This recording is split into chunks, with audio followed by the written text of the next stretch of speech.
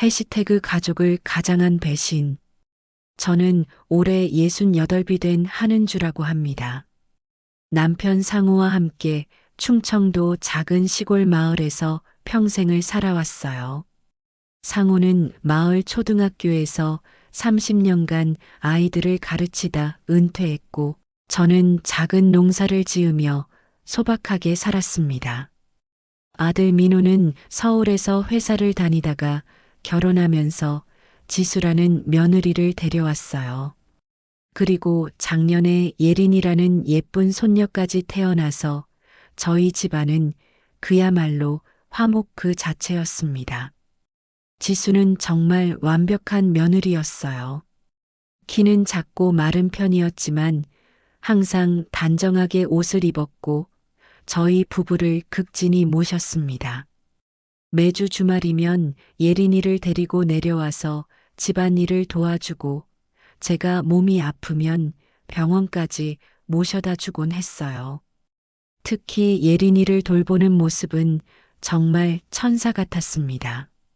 아이에게 그림책을 읽어주고 함께 그림을 그리며 놀아주는 모습을 보면 마음이 따뜻해졌어요. 민호 역시 지수를 무척 사랑했습니다. 아내 자랑을 끝없이 해댔죠. 어머니, 지수가 또 어머니 건강식품 사다 달라고 하네요. 정말 효부 맞죠? 하며 환하게 웃곤 했어요. 저희 부부도 이런 며느리를 둔 게 복이라고 생각했습니다.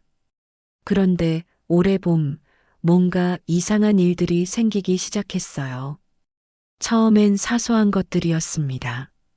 지수가 집에서 전화 통화를 할 때 갑자기 목소리를 낮추거나 제가 방에 들어가면 황급히 전화를 끊는 일이 몇 번 있었어요. 그리고 늘 가지고 다니던 작은 은색 상자를 더욱 조심스럽게 다루는 것 같았습니다.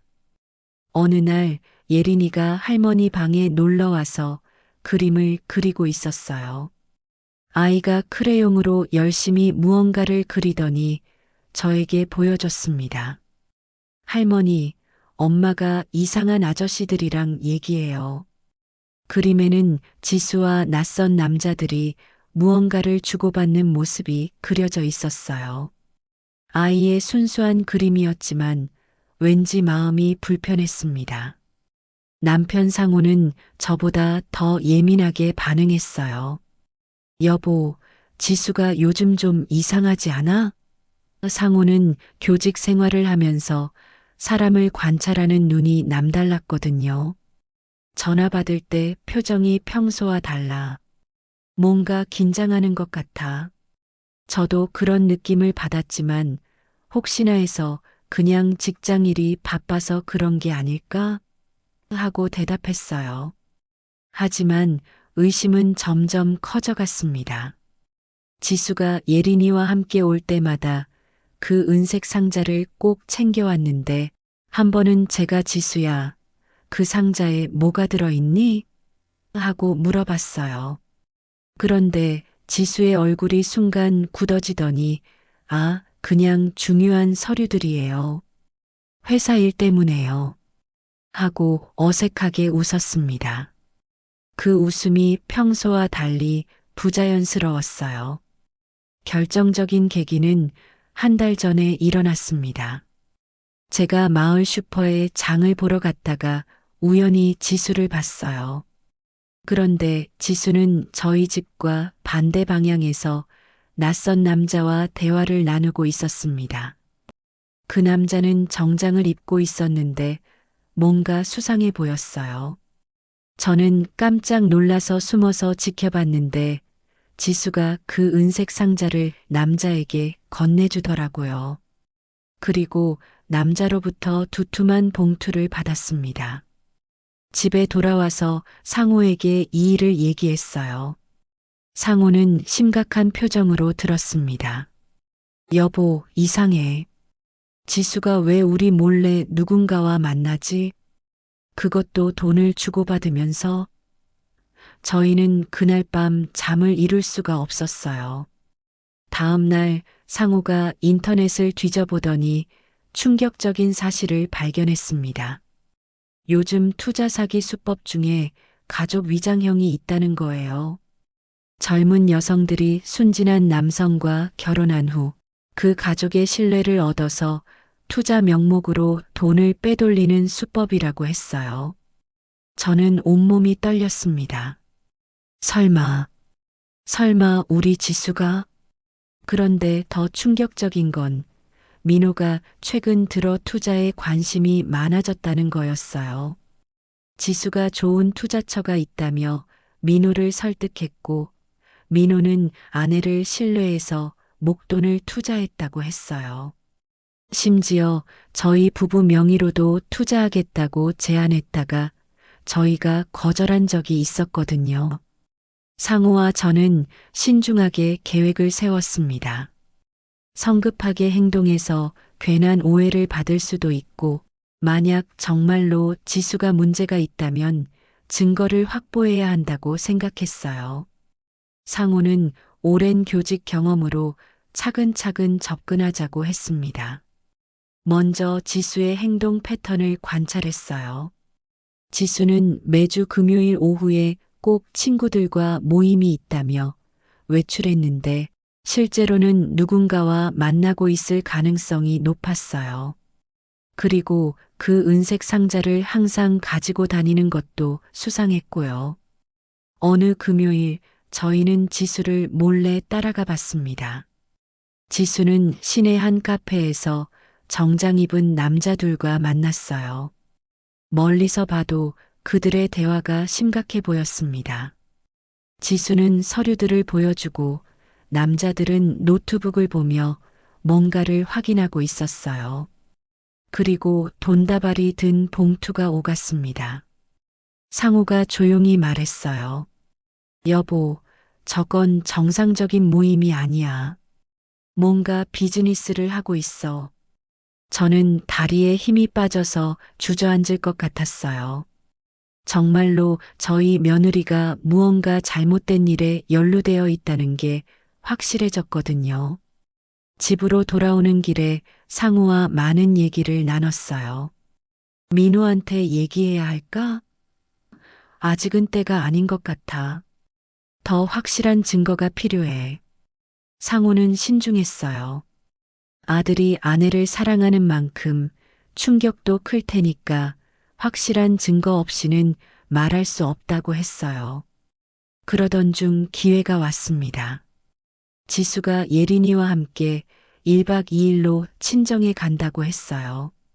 저희는 그 기회에 지수의 방을 조사해 보기로 했습니다. 마음이 무거웠지만 가족을 지키기 위해서는 어쩔 수 없다고 생각했어요. 지수의 방에서 저희는 충격적인 것들을 발견했습니다. 서랍 깊숙이 숨겨진 서류들 중에는 가짜 투자 회사의 계약서들이 있었어요. 그리고 여러 명의 투자자, 명단과 금액이 적힌 수첩도 있었고요. 더 놀라운 건 지수의 실명이 김지수가 아니라 박미경이라는 거였어요. 주민등록증 사본에는 전혀 다른 이름이 적혀 있었습니다. 상우가 떨리는 목소리로 말했어요. 여보, 이건 단순한 투자 사기가 아니야. 신분까지 위조한 조직적인 범죄야. 저는 온몸이 떨렸어요. 그동안 저희가 믿고 사랑했던 며느리가 완전히 다른 사람이었다니요. 더 찾아보니 지수의 핸드폰에 저장된 연락처들도 수상했어요. 보스, 2호, 회수팀 같은 이상한 이름들이 있었고 문자 내용들을 보니 투자 사기 조직의 일원이라는 게 확실했어요. 심지어 저희 민호를 타겟이라고 부르는 메시지도 있었습니다. 가장 충격적인 건 예린이에 관한 내용이었어요. 지수는 동료들과의 대화에서 아이는 별로 애착이 없다. 일이 끝나면 버릴 생각이라고 적혀 있었어요. 저는 그 순간 정말 화가 치밀어 올랐습니다. 예린이는 저희에겐 세상에서 가장 소중한 손녀인데 친엄마라는 사람이 이런 말을 하다니요. 상우와 저는 경찰서에 신고하기로 했어요. 하지만 단순히 신고만 하면 지수가 도망갈 수 있으니 확실한 증거를 잡을 때까지 기다리자고 했어요. 상우는 우리가 함정을 만들어서 결정적인 증거를 확보하자고 제안했어요. 계획은 이랬습니다. 저희가 투자에 관심이 있다는 척하면서 지수를 유인하는 거예요.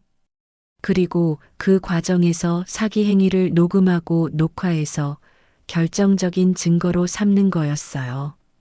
상우는 교사 시절 학교 행사를 많이 기획해봐서 이런 일에 노하우가 있었어요. 먼저 민호에게는 아무것도 말하지 않았어요. 민호가 알면 지수에게 티가 날 수 있으니까요. 대신 자연스럽게 요즘 은행 이자가 너무 낮아서 투자를 생각해보고 있다고 넌지시 말했어요. 예상대로 지수가 반응했어요. 어머니, 제가 아는 좋은 투자처가 있어요. 수익률이 정말 좋거든요. 지수는 며칠 후 투자 제안을 들고 왔어요. 어머니, 아버지, 정말 좋은 기회예요. 저희 부부도 이미 투자해서 많은 수익을 올리고 있어요. 하지만 저희는 이미 그것이 사기라는 걸 알고 있었죠. 그래, 그럼 한번 담당자를 만나보자. 상우가 관심 있는 척 연기했어요. 지수는 기뻐하며 다음 주에 만나실 수 있게 주선해 드릴게요라고 했어요. 저희는 마음속으로 이제 끝이다라고 생각했어요. 약속 날이 왔습니다. 지수는 그 정장 입은 남자를 데려왔어요. 자신을 김 대표라고 소개하는 그 남자는 유창한 말솜씨로 투자의 장점을 설명했어요. 어르신들, 이런 기회는 흔하지 않습니다. 지금 투자하시면 3개월 안에 50% 수익을 보장해 드려요. 상호는 침착하게 질문을 던졌어요. 그런데 수익률이 너무 높은 것 같은데 위험은 없나요? 김 대표는 자신만만하게 대답했어요. 전혀 위험 없습니다. 저희는 해외 부동산에 투자하는 회사거든요. 이미 수많은 고객들이 큰 수익을 올리고 계세요. 모든 대화를 저희는 몰래 녹음하고 있었어요. 상우가 미리 준비한 소형 녹음기 덕분이었죠. 그리고 지수와 김 대표가 서류를 보여줄 때 그 내용도 몰래 촬영했어요. 그럼 일단 소액으로 시작해 볼게요. 상우가 말하자 지수와 김 대표의 눈이 반짝였어요. 얼마 정도 생각하고 계세요? 500만 원 정도요. 사실 저희는 한 푼도 투자할 생각이 없었지만 그들을 안심시키려고 그렇게 말했어요. 김 대표는 계약서를 꺼내며 어르신들, 지금 서명하시면 특별 보너스로 5%더 드릴게요라고 했어요. 저희는 좀 더 생각해 보겠다며 시간을 벌었어요. 그러자 지수가 조금 초조한 표정을 지었어요. 어머니, 정말 좋은 기회예요. 너무 늦으면 기회를 놓칠 수도 있어요. 그때 상황을 정리하기 위해 상우가 결정적인 질문을 던졌어요. 그런데 혹시 이 투자가 문제가 되면 어떻게 되나요? 김 대표가 당황하더니 무슨 말씀이세요? 절대 문제 없어요라고 했어요. 하지만 그 순간 지수의 표정이 미묘하게 변했어요. 저희는 그날 좀 더 생각해 보겠다며 그들을 돌려보냈어요. 그리고 바로 경찰서로 향했습니다. 녹음 파일과 촬영한 서류들, 그리고 지수방에서 발견한 증거들을 모두 제출했어요. 경찰관은 저희 말을 듣고 심각한 표정을 지었어요. 어르신들이 발견하신 것들이 투자 사기 조직의 전형적인 수법입니다. 잘 신고해 주셨어요. 그리고 며칠 후 수사가 시작될 것이라고 했어요. 하지만 저희에게는 더 어려운 일이 남아 있었어요. 민호에게 이 사실을 알려야 한다는 것이었죠. 아들이 받을 충격을 생각하니 마음이 무거웠어요. 그날 밤 민호가 혼자 집에 왔을 때 저희는 모든 걸 털어놨어요. 처음에 민호는 믿으려 하지 않았어요. 어머니, 아버지, 그럴 리 없어요. 지수는 그런 사람이 아니에요. 하지만 저희가 보여준 증거들을 보고는 얼굴이 창백해졌어요. 이게, 이게 정말이에요? 민호의 목소리가 떨렸어요. 상우가 아들의 어깨를 감싸며 말했어요. 민호야, 아빠도 믿고 싶지 않았어. 하지만 이 모든 증거를 부정할 수는 없잖니. 민호는 그 자리에서 울음을 터뜨렸어요. 그럼 예린이는 어떻게 해요? 예린이는 어떻게 해? 그게 저희가 가장 걱정하는 부분이었어요. 예린이는 아직 어린아이인데 엄마가 이런 일에 연루되어 있다는 걸 어떻게 받아들일까요? 하지만 상황은 이미 돌이킬 수 없을 만큼 진행되었어요. 며칠 후 경찰이 지수를 체포했어요. 지수는 처음에는 완강히 부인했지만 저희가 제출한 증거들 앞에서는 더 이상 버틸 수 없었어요. 결국 모든 것을 자백했어요. 지수의 본명은 박미경이었고 3년 전부터 투자 사기 조직에 가담해서 순진한 남성들과 위장, 결혼을 통해 돈을 빼돌리는 일을 해왔다고 했어요. 민호는 그녀의 5번째 타겟이었고 예린이도 지수에게는 단순한 도구에 불과했다는 것이 밝혀졌어요. 가장 충격적인 건 예린이가 지수의 친딸이 아니라는 사실이었어요. 지수는 이전 결혼해서 아이를 낳은 후 그 남자마저 속여서 도망쳤고 예린이를 데리고 와서 민호와의 결혼에 이용한 것이었어요. 아이를 미끼로 사용한 거였죠. 민호는 완전히 무너졌어요. 사랑했던 아내가 가짜였고 딸이라고 생각했던 예린이도 그저 사기의 도구였다는 사실을 받아들이기 힘들어했어요. 며칠 동안 아무것도 먹지 못하고 방에만 틀어박혀 있었어요. 저희 부부도 마찬가지였어요. 3년 동안 진짜 며느리라고 생각하고 사랑했던 지수가 처음부터 저희를 속인 사람이었다니요. 그동안의 친절과 효심이 모두 연기였다는 생각을 하니 배신감이 너무 컸어요. 하지만 무엇보다 예린이가 걱정이었어요. 아이는 갑자기 엄마가 사라진 이유를 이해하지 못했어요. 할머니, 엄마는 언제 와요? 하고 물어볼 때마다 가슴이 미어졌어요. 어떻게 이 어린아이에게 상황을 설명해야 할지 모르겠었어요. 재판이 시작되었어요. 지수는 법정에서도 처음에는 자신은 피해자라고 주장했어요. 저도 속았어요. 조직에서 시킨 대로 한 것뿐이에요. 하지만 검찰이 제출한 증거들은 그녀가 조직의 핵심 멤버였다는 것을 보여줬어요. 특히 저희가 제출한 녹음 파일이 결정적인 역할을 했어요.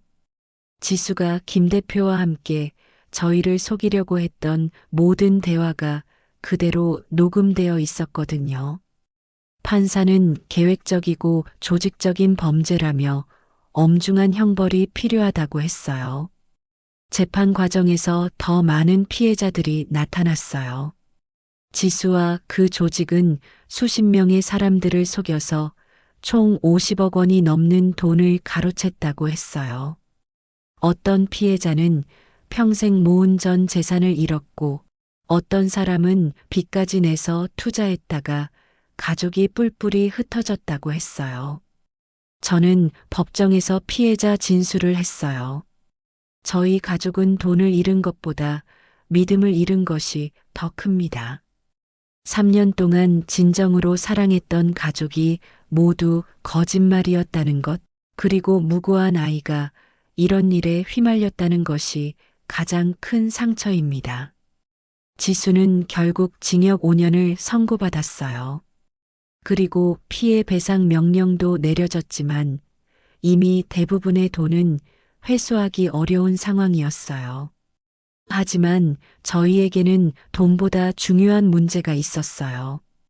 바로 예린이였어요. 예린이의 법적 보호자 문제로 복잡한 상황이 벌어졌어요.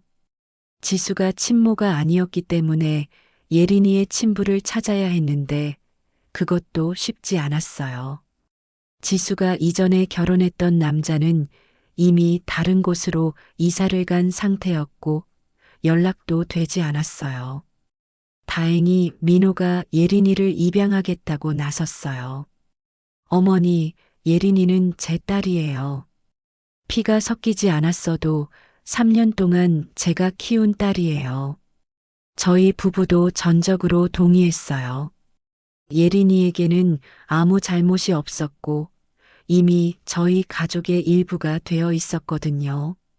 입양 절차를 밟는 동안 예린이는 저희와 함께 지냈어요. 처음에는 엄마를 찾으며 많이 울었지만 시간이 지나면서 조금씩 안정을 찾아갔어요. 저는 예린이에게 엄마는 멀리 갔지만 할머니, 할아버지, 아빠가 예린이를 더 많이 사랑해 줄 거야 라고 말했어요. 그런데 예린이를 돌보면서 더 마음 아픈 사실을 알게 되었어요. 아이가 때때로 악몽을 꾸며 무서운 아저씨들이 와요라고 울곤 했어요.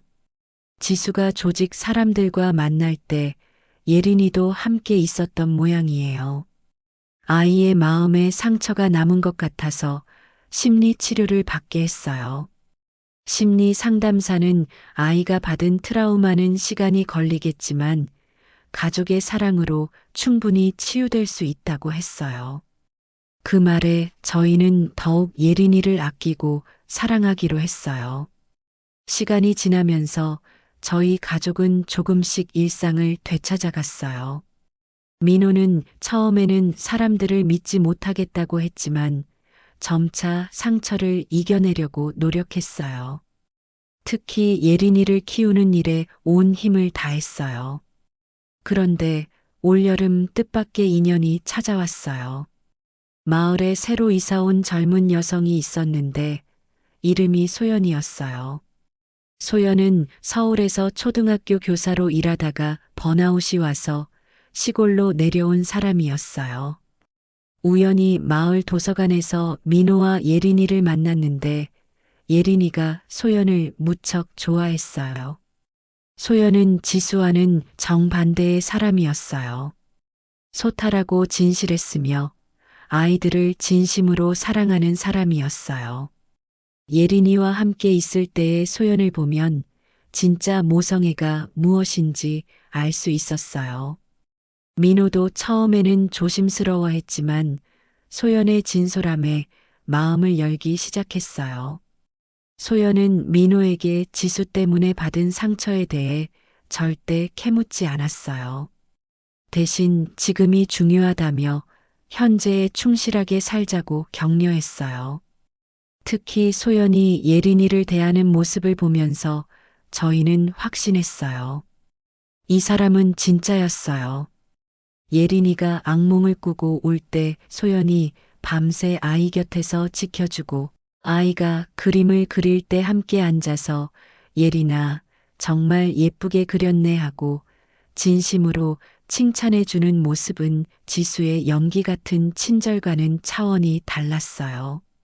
소연은 자신의 과거도 솔직하게 털어놨어요. 사실 저도 상처가 있어요. 전 약혼자가 다른 여자와 바람이 나서 결혼식을 올리기 일주일 전에 파혼했거든요. 그래서 서울에 있기 힘들어서 여기 내려왔어요.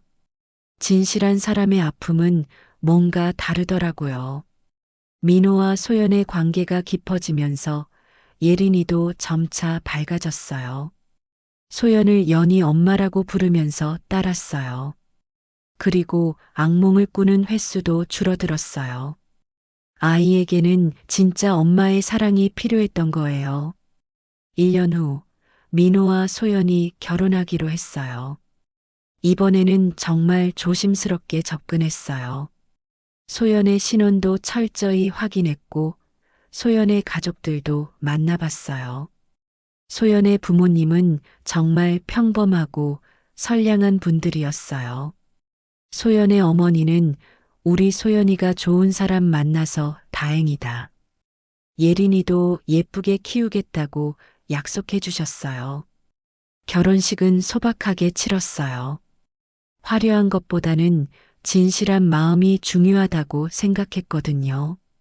예린이가 소연에게 꽃다발을 전달하는 모습을 보니 눈물이 났어요.